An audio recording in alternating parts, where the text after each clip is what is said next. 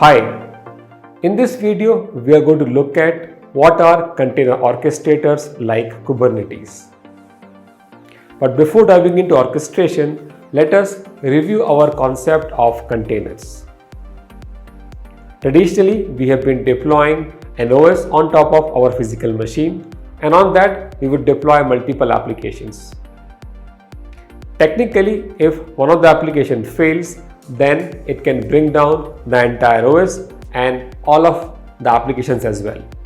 From there, we moved into the virtualized environment in which we have deployed an hypervisor layer on top of our OS, and now with that hypervisor we would create different VMs, and on those VMs we'll deploy the guest OS, and then on top of that we'll deploy our applications. Now if the application fails, then at max it is going to bring down that guest OS only and not affect other applications running on different VMs. Now if you look at our end goal was to run the application, not the guest OS or the VM. Now what if we take our application along with its dependencies, which we call it as container image. We can take that image and then create containers or applications on the host OS directly, such that each of that container would behave as an independent entity. The container would have its own IP address, its own host name, and so on.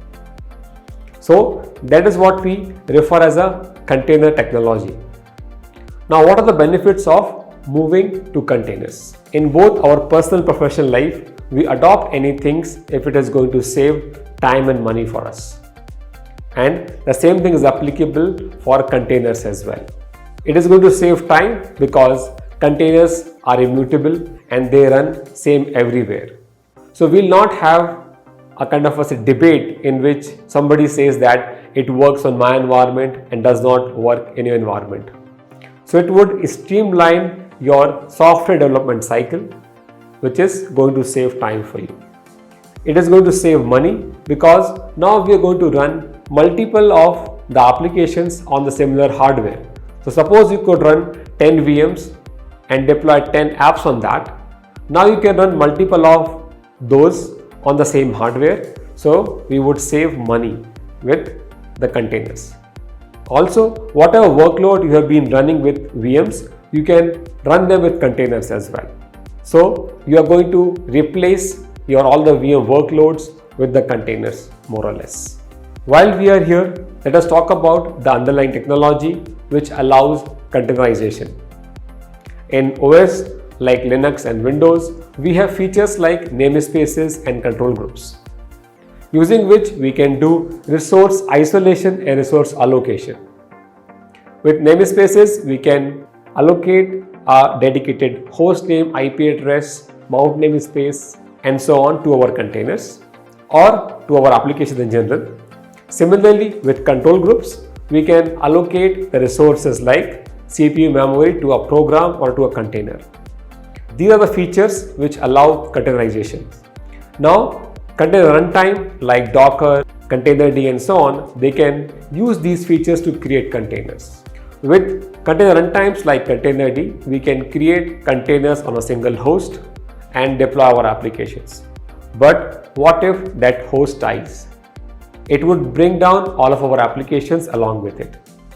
And that is why we need a container orchestrator, using which we can combine multiple hosts together and form a cluster and get different features like fault tolerance, scaling, and so on.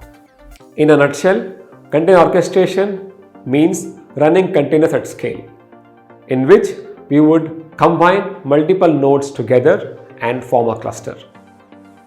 In those nodes, some of the nodes are going to be control plane and other nodes are going to be the worker nodes on which we would run our workloads. Now, let us look at some of the features of these orchestrators. The first feature we'll talk about is container provisioning. With container provisioning feature, we do not go and connect to each worker node and say deploy our applications.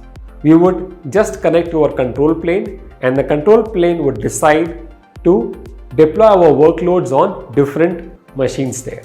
or the worker nodes what you have. Next, we would get the feature of fault tolerance, which we would get at both app level and the node level. With app level, suppose if our applications dies on a node, then our control plane would deploy the application on the same node or on a different node, but it would make sure that our application comes up. Similarly, with the node level fault tolerance, if one of our node dies, then automatically all the apps running on that node would move on some other nodes. But eventually, all of my applications would be in the running state. Next, we will talk about the feature of scaling, which can be done manually or automatically. With manual scaling, we are going to scale our applications on our own. Suppose your company is going to publish an ad on all the newspapers tomorrow morning, which means you're going to expect a lot of traffic on a website starting tomorrow. So you would provision for that scale a day before, which means you would scale your infra and the applications to handle that kind of a load which is coming tomorrow onwards. But by doing that, we are going to incur additional cost, because till the time it has not been used, it is just a waste for you. So to overcome that, we can configure some kind of auto scaling. So we scale our applications on demand. So in that, what we can do is we can attach some kind of monitoring and metrics collection with our control plane of the orchestrator, which would take the note of our current uses, and based on that uses and the demand, it would scale our applications. So orchestrator can help you with auto scaling. With orchestrators, we can also configure node scaling as well. Suppose by scaling your app, you have hit the physical limit of the current infra what you have. But if orchestrator can communicate to your underlying infra and provision more nodes, then it can do that as well. It is just a matter of configuration that you can add more nodes to your cluster and scale up and down depending on your needs. Which means you have a kind of an infinite infra available to you, which can be used to deploy our applications and scale them as well. The next feature we get with the orchestration is a service discovery. Suppose you open a website, and that website can be served by multiple VMs or the containers behind the scene, but we don't care. We just access the website via its domain name. Similarly, in the orchestration, we would run multiple copies of our applications. And now we don't want to communicate to each of the copies separately. So the orchestrator gives us a layer of service on top of our applications. So we would just connect to that service layer, and from the service layer, we would go to underlying applications. And that comes free for us from the orchestrator. After deploying our applications, we would have to update them to the newer versions. And for that purpose, our orchestrator gives us different methods like rolling updates, blue-green, and so on. With the rolling update strategy, we can move our applications from one version to another version without getting any downtime.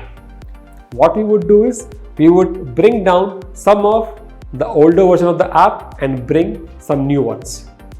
So what can happen that in between my customer would get a new or the old view, which is fine for a while, but eventually I would move all of the applications to the newer version. And this is what we call it as a rolling update strategy. Similarly, with the blue-green strategy, I'm going to point my application view from one version to another version within a moment. So for example, right now I'm pointing to the blue version of the application. With just one configuration, I would move that view to the green version within no time. So this way the orchestrator helps us to deploy our applications with different configurations and for the different use cases. The last feature I want to cover here is the feature of storage orchestration, which again can be done inside my container orchestrator. Now, what's going to happen is I'm going to deploy my applications on the containers, and the containers are going to get the storage from inside the cluster or outside. But if my container dies on one node, comes somewhere else, my storage also need to move along with that. And that again can be done with the help of container orchestrators. So with storage orchestration, my data moves along with my application, which is a good feature to have in any circumstances. So far we have listed down some of the features of container orchestrators. Let us now list down some of the orchestrators. We have orchestrators like Docker Swarm, Kubernetes, Amazon ECS, HashiCorp Nomad, and many more. All of these orchestrators are going to give you the features which we have discussed and many more.